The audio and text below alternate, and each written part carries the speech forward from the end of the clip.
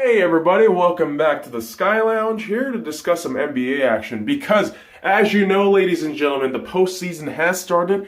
Playoffs are today, so I wanted to do a list of fucking people that may potentially win these individual NBA award categories, but I wanted to pick my own people. I wanted to pick my own winners. So let's fucking do this shit. With head coach, I have a list of Dwayne Casey, Quinn Snyder, and Brett Brown. To be honest, I don't pick Eastern Conference teams for this one. Mainly because, yeah, your competition isn't as stacked, isn't as fucking talent saturated. So for me, for head coach, I have to pick Quinn Snyder. What he's been able to do with the Utah Jazz with a young guy by the name of Donovan Mitchell, who we will get to and talking about, and what he's been able to do with a squad that seemed barren. And I'm not going to lie to you, at the beginning of the season, I thought they were fucked. I thought they were absolutely fucked. But what they were able to do has been phenomenal. Fifth seed, and man, Donovan Mitchell looks like he's looking solid. So for me, Quinn Snyder would have to win Coach of the Year. And for most improved player, I ran it down to three guys: Ricky Rubio, Victor Oladipo, and Julius Randle. Julius Randle had a fucking career season this year, changing his body, changing his game, and his fucking statistics showed. Now, guys, I'm not going to be here listing statistics because I'm a fucking idiot, and none of you have patience for that shit. So I'm going to let you fucking research that shit. But Ricky Rubio is a very curious case. Yes, in Minnesota, he was that kind of point guard that nobody really gave a shit about. But this season, I feel like with Utah, he made a name for himself. Him and Donovan were playing this 1-2 guard fucking thing. And I said this on my podcast here. I said, you know what? I think a lot of teams now, they're going with the two guards option,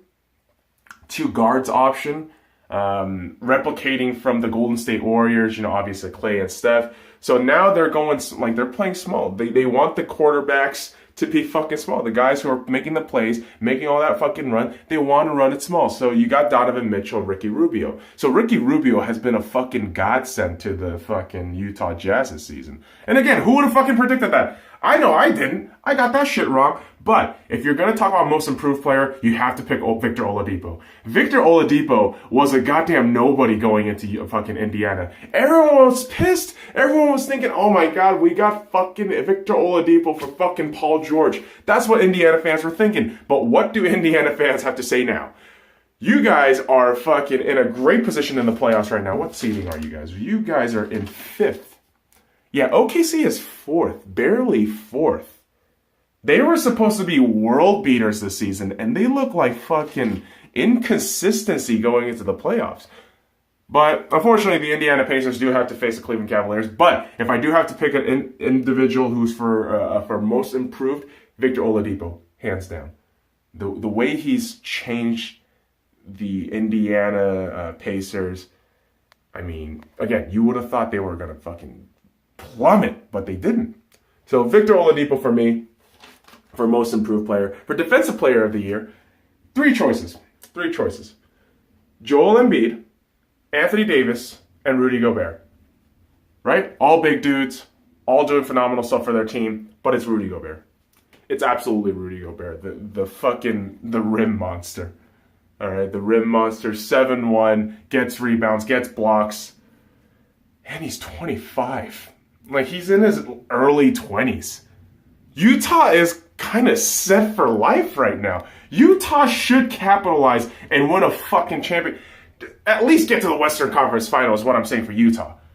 You have so much talent that something has to happen with Utah.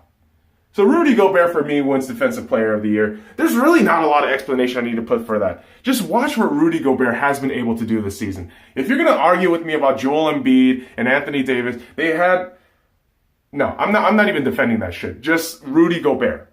Rudy fucking Gobert.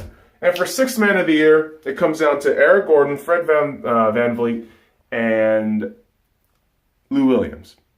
Now, I hate the Clippers. I'm a Lakers fan, but I got to pick Lou. Lou, off the bench, has been phenomenal. I think he had a 40 or 50 point game this season. You don't fucking ignore some shit like that. You don't fucking cross that shit over. Lou is definitely getting Sixth Man of the Year. Let's move on to Rookie of the Year. I know this is going to cause a bit of controversy, but I'm going to fucking flat out tell you right now. Kyle Kuzma, Ben Simmons, and Donovan Mitchell. It's Donovan fucking Mitchell. It's Donovan fucking Mitchell. Ben Simmons was drafted last year. He's an old fuck. And yeah, watch when the injuries start coming in. With Donovan, this is phenomenal in this kid. The guy can fucking shoot, rebound, assist. I mean, dude, Utah seriously lucked out. I mean, they are doing great. Even without Gordon, they're doing great. Gordon, he lost a leg, but definitely Rookie of the Year has to go to Donovan Mitchell. Yeah, I know Ben Simmons posted all this number, but look at the physicality. Look at how many years he spent at the NBA at this point. 2 full years. Are you telling me that's a rookie? Hell fucking no. Get the fuck out of here. Let's talk about MVP though. MVP to me is a fucking no-brainer. It comes down to Anthony Davis, LeBron James, and James Harden. It's James Harden. It's James Harden. Yeah, I know. It's the pieces around him that made everybody better, but man, I mean, it's hard to argue. It's hard to argue against James Harden. The shit he's been averaging, the amount of points he's been throwing out. Now, again, I would say LeBron James. I would. But we all know how NBA politics works.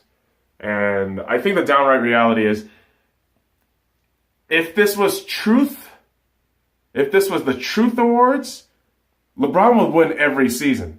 Hands down. He would win every season. But unfortunately, it's not. It's spur of the moments. It's recency award. Right? Recency bias. This is what the fucking awards are all about. So, in this season, in that regard, you'd have to give it to James Harden. But let me know what you guys think. Comment, subscribe, all that shit. And until next time, fuck off.